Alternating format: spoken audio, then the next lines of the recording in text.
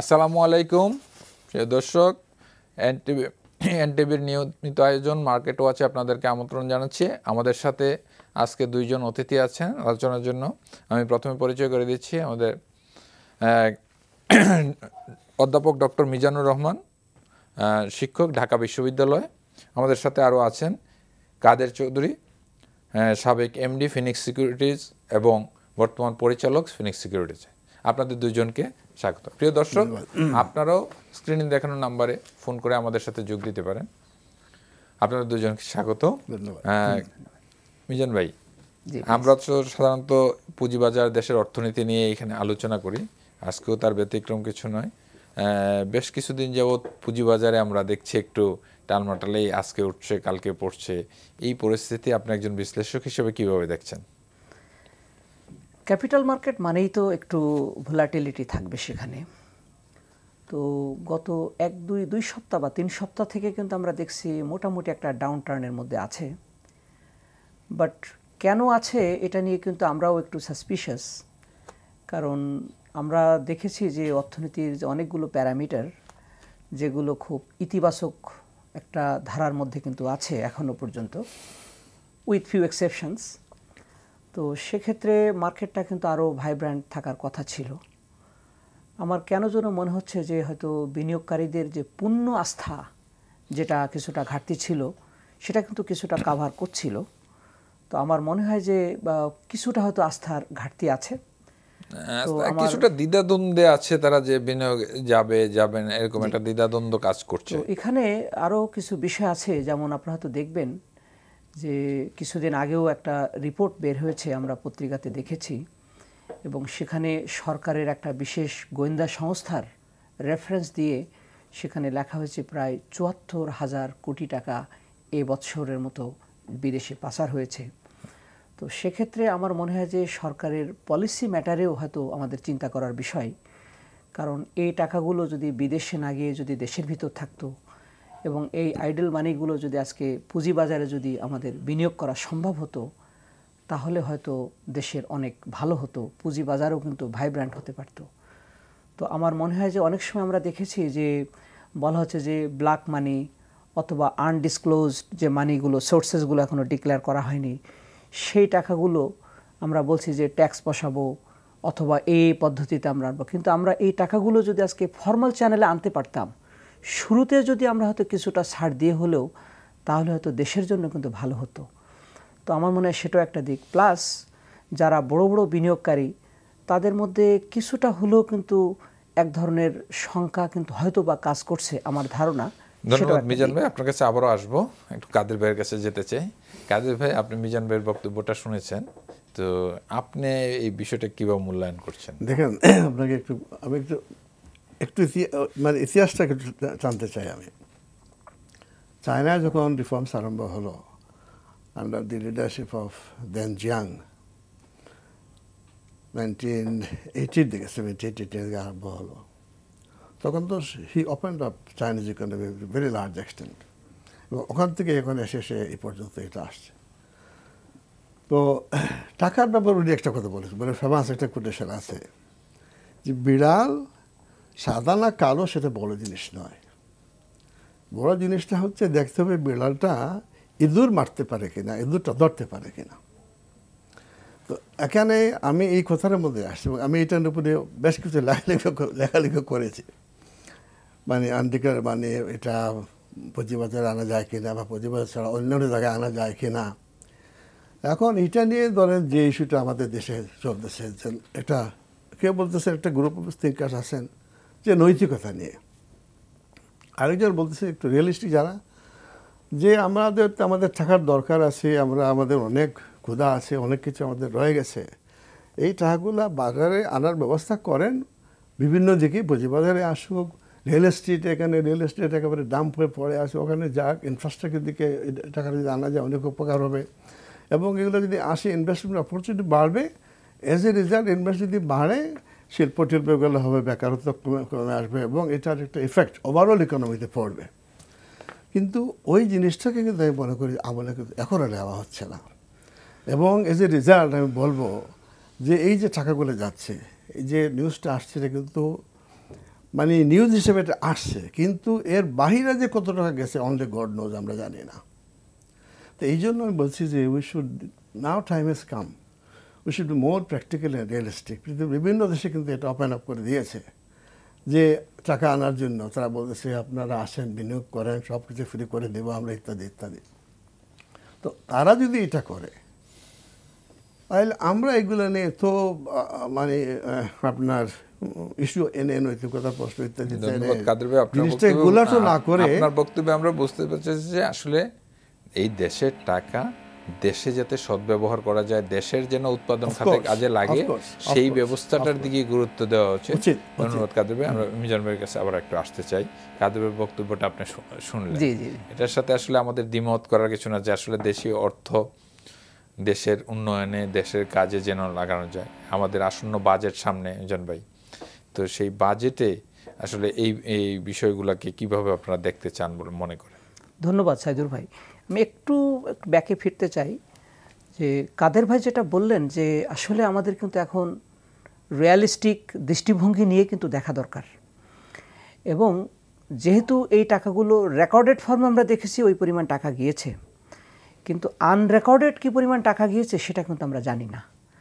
তো সেজন্য আমি মানে কর্তৃপক্ষের কাছে অন্তত এই দাবি জানাবো যে আগামী দিনগুলোতে যাতে আর যেন টাকা পাচার না হয়, ফর্মালি বা ইনফর্মালি, এবং এই টাকাগুলো যেন রিয়েলিস্টিক দৃষ্টিকোণ থেকে গভর্নমেন্ট যদি পলিসি মেক করে, তাহলে এই টাকাগুলো দেশীয় কাজে বিনিয়োগ করা যাবে, দেশের জিডিপি বাড়বে, দেশ সমৃদ্ধিশালী হবে। এটা কিন্তু আমরা সবাই চাই। এবার আসেন স্টক মার্কেট নিয়ে বা ক্যাপিটাল মার্কেট নিয়ে আপনি যে প্রশ্নটি করলেন, যে বাজেটের সাথে তো অবশ্যই ক্যাপিটাল মার্কেটের একটা ওতপ্রোত একটা সম্পর্কতা আছে।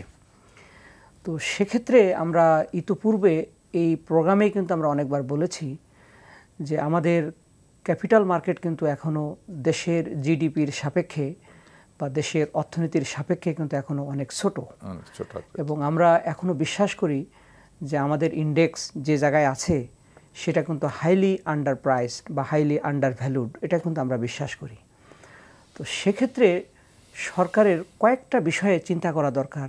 এক নম্বর হলো যে বাংলাদেশে যে সমস্ত বহুজাতিক কোম্পানিগুলো আছে সেই কোম্পানিগুলো যাতে আমাদের এখানে আসে। যদিও মাননীয় অর্থমন্ত্রী কিন্তু অনেকবারই বলেছেন এবং বিভিন্ন ফোরাম থেকে কিন্তু আমরা শুনেছি যে এখন থেকে তাদেরকে আনার ব্যাপারে আমরা ব্যবস্থা নিচ্ছি, কিন্তু দৃশ্যমান বিষয় হচ্ছে যে এখনো পর্যন্ত কোনো বড় মাপের কোম্পানি নতুন করে এখনো আসে না। আমরা হয়তো ওইভাবে দেখি আমরা দেখি বাট সরকারের দিক থেকে আমরা যতদূর জানি তাত্ত্বিকভাবে আমরা দেখেছি যে সরকার ইতিবাচক, সরকার চায় যে মাননীয় অর্থমন্ত্রী মহোদয় কিন্তু আনুষ্ঠানিকভাবে বলেছেন যে একটা পলিসি ফর্ম করে হলে তাদেরকে যাতে আনা যায় সে ব্যবস্থা করবে। তো আমরা সেই ব্যাপারে আশাবাদী যে অর্থমন্ত্রী সেটা হয়তো চেষ্টা করবে। সেক্ষেত্রে একটা বিষয় খুবই রিলেভেন্ট এটার সাথে, যে আমরা জানি যে যে কোম্পানিগুলো ক্যাপিটাল মার্কেট লিস্টেড এবং যারা কমপক্ষে 10% ডিভিডেন্ড দিচ্ছে তাদের মাত্র ট্যাক্স দিতে হয় 25%,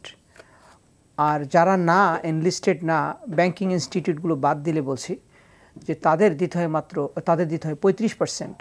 তো এই যে 10% স্প্রেড, এইখানে সরকারের বোধহয় পলিসি ম্যাটারে কিছু সিদ্ধান্ত নেওয়া উচিত যে যারা এনলিস্টেড না এবং তারা যাতে এখানে আসার ক্ষেত্রে খুব এনকারেজড ফিল করে, সেক্ষেত্রে দুটো কাজ করা যেতে পারে।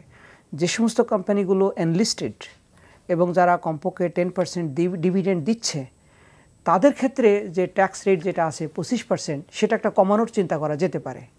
অ্যাট দ্য সেম টাইম আমরা দেখেছি যে সমস্ত কোম্পানিগুলো এনলিস্টেড হচ্ছে না, ইনক্লুডিং মাল্টিন্যাশনাল কোম্পানি, তাদের ক্ষেত্রে এই যে 35% সেটা প্রয়োজন হলে তাদের বাড়ানোর বিষয়টি চিন্তা করা দরকার। আর একটা বিষয় আমি যেটা বলতে চাই যে এখনও পর্যন্ত যখন ডিভিডেন্ড ইন্ডিভিজুয়াল ব্যক্তির ক্ষেত্রে আপনি জানেন যে তখন আমরা দেখছি ট্যাক্স অ্যাট সোর্স 10% বা 15% কেটে রাখা হচ্ছে, এবং করমুক্ত আয়ের সীমা ডিভিডেন্ডের ক্ষেত্রে সম্ভবত 25,000 টাকা। তো সেক্ষেত্রে সরকারকে বোধহয় এই টাকাটা পরিমাণ 25,000 না করে যদি 1 লাখ বা 1.5 লাখ এটা যদি করা যেত, তাহলে কিন্তু হতো কি যে যারা ইন্ডিভিজুয়াল ইনভেস্টর তারাও কিন্তু এই মার্কেটে টাকা বিনিয়োগ করার ক্ষেত্রে কিছুটা উৎসাহিত হতে পারত। আর একটা জিনিস এখানে বলা দরকার যে আমাদের ক্যাপিটাল মার্কেটটাকে কিছুটা হলেও মানে এটাকে স্টেবল রাখার জন্য সরকারের কিছু প্রতিষ্ঠান আছে, যার ভিতর যেমন ICB, investment corporation of Bangladesh, তারা কিন্তু একটা ভালো রোল প্লে করছে। এবং আমি যতটুকু শুনেছি বা জেনেছি যে আইসিবির এখনও ফান্ডের পরিমাণ আছে, কিন্তু সেক্ষেত্রে সরকার আর একটা উদ্যোগ নিতে পারে কিনা যে ক্যাপিটাল মার্কেট যেহেতু এখনও হাইলি আন্ডার ভ্যালুড, সেক্ষেত্রে সরকার আরও কিছু মানে টাকার পরিমাণ বরাদ্দ রেখে সরকারের যে সমস্ত প্রতিষ্ঠানগুলো আছে তারা যাতে এই ক্যাপিটাল মার্কেটে আরও বেশি ডমিনেন্ট রোল প্লে করতে পারে, যখন সক্রিয় অবস্থান থাকে তাদের। আইসিবি কিন্তু স্টিল তারা ভালো কাজ করছে, এই ব্যাপারে কোনো সন্দেহ নেই। Since inception ICB doing the better role.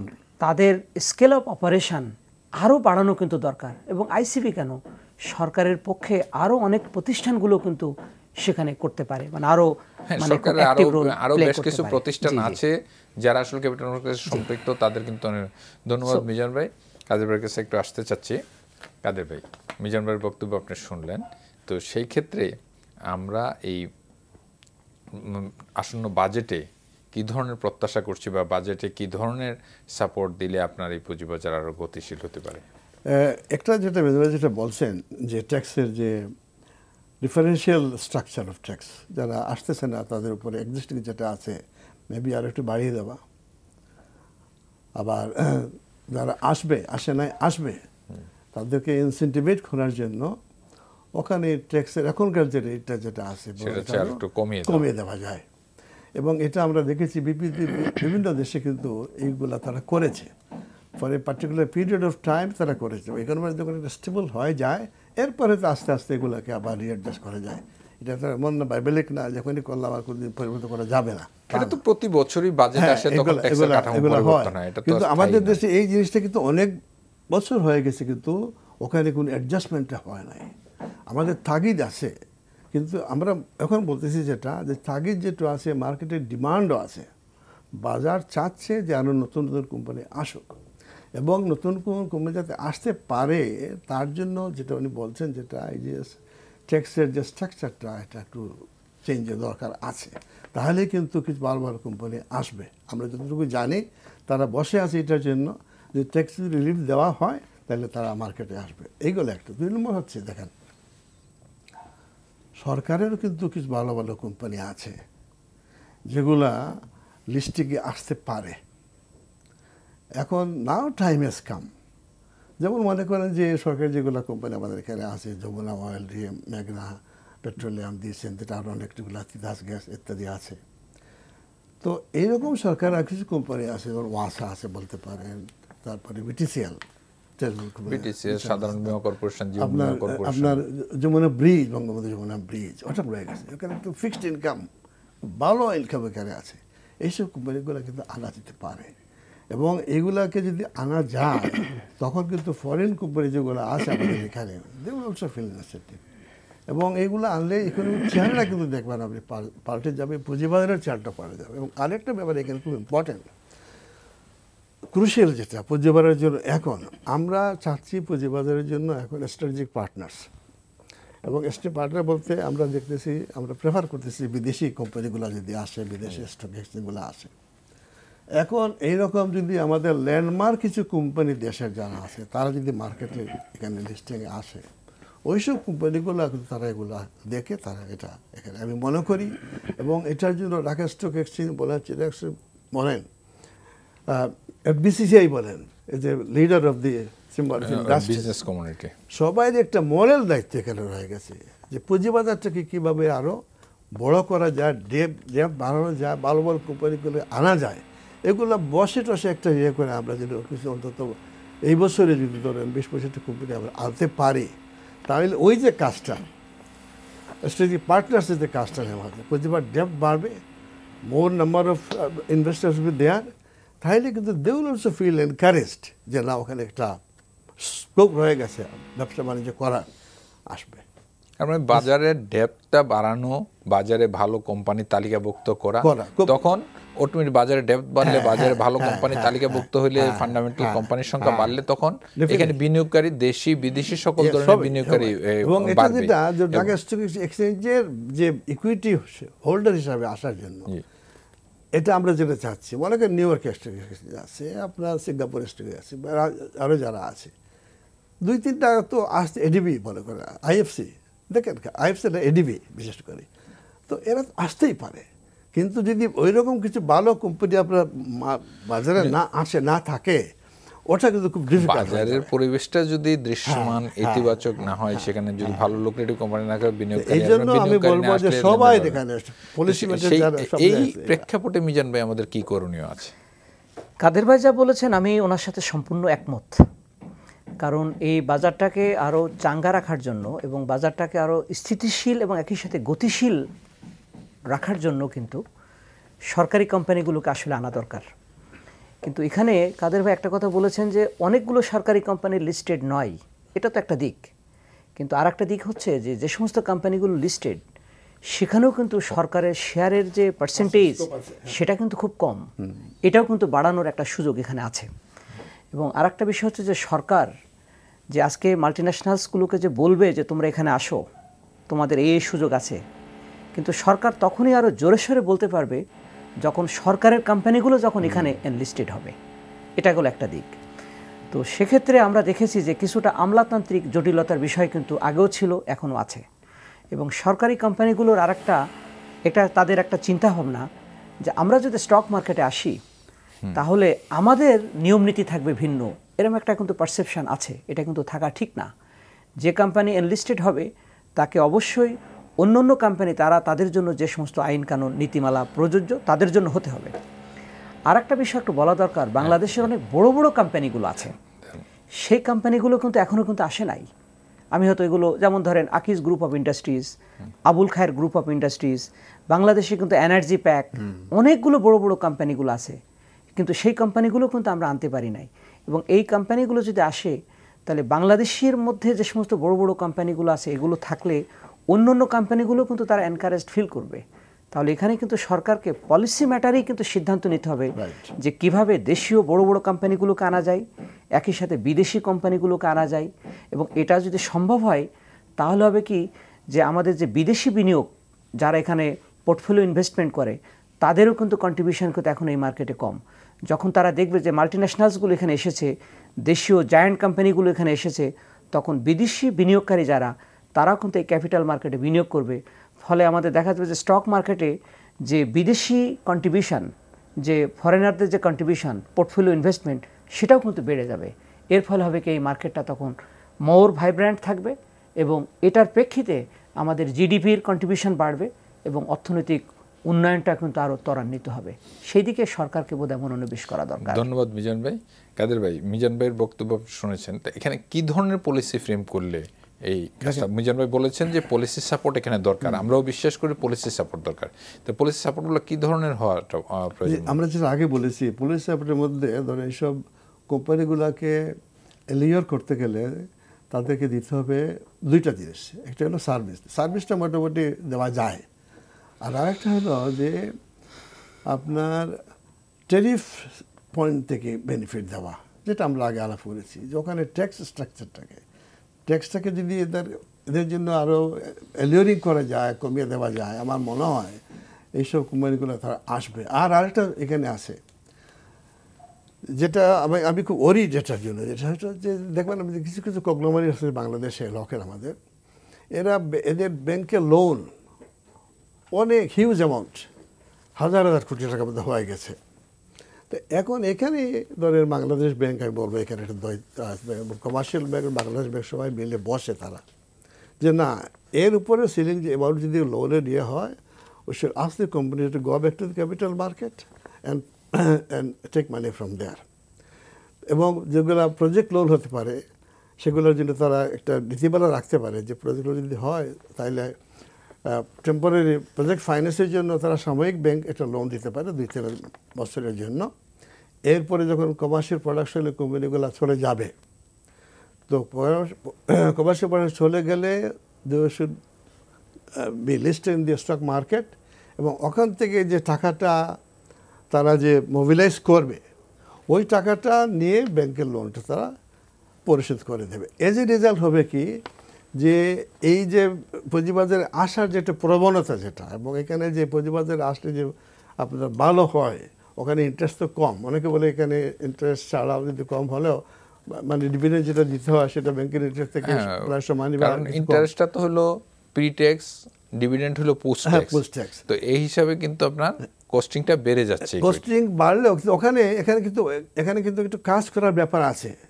কস্টিংটা যাতে না বাড়ে এটার জন্য একটা পলিসি করা, যেটা একটা আমি বলবো যে একটা আপনার সাব কমিটি করে দিয়ে দেখা যায়, এখানে ডিএসসির মেম্বার থাকবে, এসএসসির মেম্বার থাকবে, বাংলাদেশ ব্যাংক থাকবে, সবাই মিলে যে কীভাবে এটাকে আকর্ষণীয় করা যায়, পলিসিটা তৈরি করা যায়। কিন্তু বিদেশে কিন্তু এগুলো আছে, তারা করেছে বলেই আপনি দেখবেন যে বিদেশে ভালো ভালো যতটা কোম্পানি, ইভেন ইন্ডিয়াতে আপনার রিলায়েন্স, টাটা, ব্যাংকের লোনের থেকে পুঁজিবাজারে তারা কিন্তু রেট অনেক বেশি।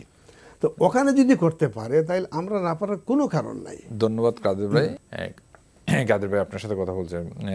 মিজান ভাই, আপনাকে দিয়ে শুরু করতে চাচ্ছি যে এই বিষয়টা, এই যে আমাদের ডিভিডেন্ড ইনকাম হচ্ছে, ডিভিডেন্ড ইনকামের উপরে মাল্টিপল ট্যাক্সের আছে, তো এই বিষয়টা কি আমাদের বিনিয়োগকারীদেরকে প্রভাবিত করছে? ধন্যবাদ। আপনি একটা খুব কন্টেম্পোরারি ইস্যু নিয়ে কথা বলছেন যে আমাদের দেশের ট্যাক্স স্ট্রাকচার কিন্তু যথেষ্ট জটিল, বিশেষ করে কোম্পানিগুলোর ক্ষেত্রে।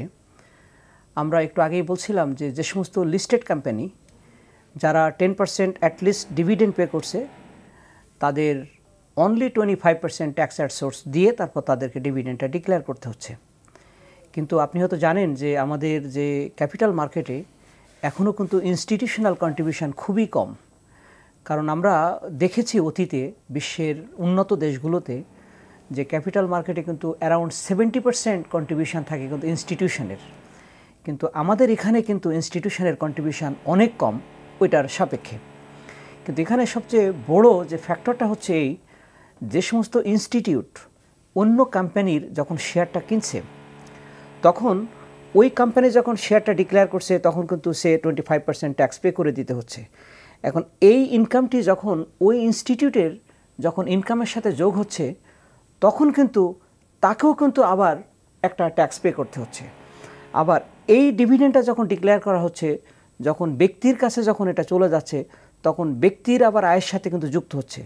তখন আবার যদি দেখা যায় তার জন্য অ্যাপ্লিকেবল রেট 10% বা 15% তাকেও কিন্তু দিতে হচ্ছে। কিন্তু বিষয়টি হচ্ছে যে এই ট্যাক্সটা কিন্তু হয়তো একবার বা দুইবার, কোম্পানির ক্ষেত্রে দুইবার ট্যাক্স পে করার কথা, কিন্তু মাঝখানে যদি আরও যদি 3-4টা কোম্পানি যদি এর সাথে সম্পৃক্ত থাকে, তাহলে দেখা যাচ্ছে যে একই ইনকামের উপর একাধিকবার ট্যাক্স পে করতে হয়েছে। এবং আমি মনে করি যে আমাদের প্রাতিষ্ঠানিক বিনিয়োগকারী, একই সাথে ইন্ডিভিজুয়াল বিনিয়োগকারী, তাদেরকে যদি এখানে উৎসাহিত করতে হয়, তাহলে সরকারকে একটা জিনিস ঠিক করতে হবে যে আয়ের উপর যেন মাল্টিপল লেয়ার্সে যেন তাদেরকে ট্যাক্স পে না করতে হয়। তাহলে যেটা হবে, যারা বেনিফিশিয়ারি অর্থাৎ ইন্ডিভিজুয়াল, তাদের কিন্তু ডিভিডেন্ডের পরিমাণ বাড়বে। আবার মাঝখানে যে সমস্ত ইনস্টিটিউশনগুলো যারা সম্পৃক্ত থাকবে, তাদেরকে হয়তো ট্যাক্স দিতে হচ্ছে না দেওয়ার কারণে যেটা হচ্ছে যে এন্ড ইউজার যারা, তাদের কিন্তু ইনকামটা বেড়ে যাবে। একই সাথে যে মাঝখানে যে ইনস্টিটিউশনাল যে বায়ার, তাদের কিন্তু ইনকামের মাত্রাটাও বেড়ে যাবে। কিন্তু এখন যেটা হচ্ছে যে তাদেরও কিন্তু একটা certain amount of tax pay করে দিতে হচ্ছে, ফলে তাদের তাত্ত্বিকভাবে আর্নিং হচ্ছে অনেক, কিন্তু নেট আর্নিংয়ের প্রশ্ন যখন আমরা দেখছি তখন সাবস্টেন্সিয়ালি কমে আসছে। এবং এটা কিন্তু ইনস্টিটিউটদের জন্য কিন্তু একটা হাইলি ডিসকারেজিং বা ডিমোটিভেটিং ফ্যাক্টর হিসেবে কাজ করছে। এটা আমি মনে করি যে সরকারের যে পলিসি ম্যাটারে প্রায়োরিটি দিয়ে এটা আনা উচিত এবং এমনভাবে ব্যবস্থা গ্রহণ করা উচিত যাতে এই প্রতিষ্ঠানগুলো যাতে এনকারেজ ফিল করে। ধন্যবাদ মিজান ভাই। আপনার কথা যেটা বুঝছে যদি থাকে যে এখানে এই মাল্টিপল লেয়ারের ট্যাক্সের প্রবণতাটা বাড়াইলে বিনিয়োগকারীর আয় বাড়বে এবং সেটার দেখলে পাশাপাশি যারা এখনও পুঁজিবাজারের সাথে সম্পৃক্ত না বা যারা বিনিয়োগ করে না, তারাও হয়তো আগ্রহী হবে যখন এখানের ইনকামের এরকম সুযোগ দেবে। কাদের ভাই শোনেন, ব্যাপার হচ্ছে কি, আপনি যে কোনো জিনিস যতটুকু ইজি করা যায়, মানে বোধগম্য হওয়ার জন্য যতটুকু ইজি করা যায় এবং যেটা বোধগম্য সহজে হয়, আমি মনে করি সেটাই মানুষ গ্রহণ করে। আপনি যতই ইনসেন্টিভের কথা বলে, যা কিছু বলেন, বা সিস্টেম বিকাম ভেরি কমপ্লিকেটেড। যেমন আমাদের ট্যাক্স, আমরা সবাই ট্যাক্স দিচ্ছি, নিজেরা কিন্তু ট্যাক্সের যে আইন কানুন খুব একটা আমরা we can go through all this complication. আমরা মনে করি আপনি উকিলকে দেখে উকিল সাহেব এগুলো দেখতেছে, তাকে ফিস দিতেছেন, আপনি বছর শেষে ট্যাক্স দিতেছেন। বাট আপনি যেমন কোনো সময় যদি নিজে এগুলোকে ভালোভাবে এটা কনসিডার করে আপনি দেখতেন, আপনি দেখবেন যে আমার মাথা খারাপ হয়ে যাবে। সো আমি বলবো যে ট্যাক্স লজ এগুলাকে should be made more transparent, এবং এটা সহজবুদ্ধ হওয়া উচিত। এবং এটা যদি সহজ করা হয়, মানুষ যদি ট্যাক্সটা ইয়েটা পড়ে তারা বুঝতে পারে যে আমার এই পর্যন্ত আমার করতে হবে, এবং এটা করলে আমার আর আপনার কোনো নাই, জব দিয়ে ফার্দার করতে হবে না বা ফার্দার ট্যাক্স দিতে হবে না। আমি এটা একেবারে ব্যাট করে বলতে পারি যে বাংলাদেশ সরকারের ট্যাক্সের কোনো অভাব হবে না। What is required is you simplify the tax সিস্টেমটাকে যদি সিম্পলিফাই করা হয় তাহলে ভলিউম অফ ট্যাক্স হয়তো ইন্ডিভিজুয়াল একজনের ট্যাক্সের পরিমাণ কমলেও কিন্তু টোটাল ট্যাক্সের ভলিউমটা বেড়ে যাবে, যেটা সরকারের রাজস্বের পরিমাণ অনেক বেড়ে যাবে। আসলে আমরা তো অনেকদিন যাবত কথা শুনছি যে পরিধি বাড়ানো দরকার, ট্যাক্সের রেট বাড়ানোর চেয়ে পরিধি বড় করা অনেক বেশি প্রয়োজন। পরিধি বড় করলে ট্যাক্সের পরিমাণ, কিন্তু সিস্টেমটাকে সিম্পলিফাই করা দরকার আছে। সেটাই বলছি যে সিস্টেমটাকে যদি সহজ করা হয়, মানুষের জন্য ইজি করা হয়, তাহলে ট্যাক্সের পরিমাণ ভলিউম আকৃতিতে বাড়বে, হয়তো পার্সন বেদে বা ইন্ডিভিজুয়াল লেভেলে সেটা কমে আসবে। আবার একটু পুঁজিবাজারের দিকে ফিরে আসতে চাচ্ছি। তো আমাদের এই ইয়েতে বিনিয়োগকারীরা আমরা সবসময় শুনি যে ইন্ডিভিজুয়াল লেভেলের বিনিয়োগকারীরা ক্ষতিগ্রস্ত হচ্ছে, তাদের সিদ্ধান্তহীনতায় কিছু ত্রুটি থাকে। তো মিজান ভাই, আপনি এই ব্যাপারে বিনিয়োগকারীদেরকে কিভাবে একটু পরামর্শ দিবেন? যে বিনিয়োগকারীদেরকে তো আপনার অবশ্যই এই মার্কেটে আসা উচিত, কারণ বিদেশে আপনি দেখবেন যে মোটামুটি বেশিরভাগ লোকই কিন্তু তারা কিভাবে তাদের, আমাদের সময় খুব স্বল্প সংক্ষেপে যদি বলেন যে ওনারা কিভাবে ওনাদের বিনিয়োগটাকে সিকিউর করবে? যে অবশ্যই তাদেরকে আপনার ভালো কোম্পানিগুলোতে বিনিয়োগ করতে হবে। এবং আপনি হয়তো জানেন যে Bangladesh security and exchange commission একটা লিটারেসি প্রোগ্রাম কিন্তু তার হাতে নিয়েছে, যদিও এটার কলেবরটা এখন ওইভাবে এটা চলমান আছে, আস্তে আস্তে করা যায় কিনা, না পরিধি আস্তে আস্তে বড়, মাত্র তো শুরু হয়েছে, পরিধি আস্তে আস্তে বড় হবে আমরা আশা করছি সেগুলো। এবং সেখানে যাতে বিনিয়োগকারীরা কোন কোন কোম্পানিতে বিনিয়োগ করতে পারে, কি কি জিনিসগুলো দেখা উচিত এবং খুব সিম্পল ওয়েতে তাদেরকে বোঝানো দরকার। একই সাথে সরকারের যতগুলো উইং আছে, বাংলাদেশ ব্যাংক, অর্থ মন্ত্রণালয়, এসএসসি, ডিএসসি এবং অ্যাপেক্স বডিগুলো বিজনেস ফোরামের, তাদের ভিতরে কিন্তু একটা ইন্টিগ্রেটেড অ্যাপ্রোচ থাকা দরকার। যেমন আপনি একটু আগে বলছিলেন যে বাজেট নিয়ে আসলে আমাদের কি করা উচিত যেটা এই মার্কেটের জন্য ভালো। অবশ্যই সরকারের উচিত হবে যে ব্যবসায়ী যে ফোরামগুলো আছে তারা এখন কি প্রত্যাশা করে এবং কি হলে ভালো হবে। একই সাথে আপনি আরেকটা জিনিস দেখবেন, যে কোম্পানিগুলো আজকে আসছে না, মাল্টিন্যাশনালস অথবা ডোমেস্টিক কোম্পানিগুলো, সেই কোম্পানিগুলো কেন আসছে না? তার মানে দেয়ার আর সাম ল্যাপসেস। একটা হতে পারে যে তাদের অপারেশনসের যে অপারেটিং প্রফিটগুলো আছে তারা হাইড করতে পারছে, অথবা আমাদের সিস্টেমের এমন কোনো দুর্বলতা আছে যে যাদেরকে আরও এনকারেজ করেছে যাতে তারা আসতে পারছে না। এই জিনিসগুলো দেখা দরকার। ধন্যবাদ মিজান ভাই, ধন্যবাদ কাদের ভাই, থ্যাংক ইউ, ধন্যবাদ আপনাকে। ধন্যবাদ প্রিয় দর্শক। এই অনুষ্ঠানটির উল্লেখযোগ্য অংশ আগামীকাল প্রকাশ হবে দৈনিক শেয়ার বিজে। প্রিয় দর্শক, আমরা আশা করছি আগামীতে আবার কোনো নতুন অতিথির সাথে আপনাদের সাথে পরিচয় হবে, এই প্রত্যাশায় আজকে বিদায় নিচ্ছি। সবাইকে ধন্যবাদ।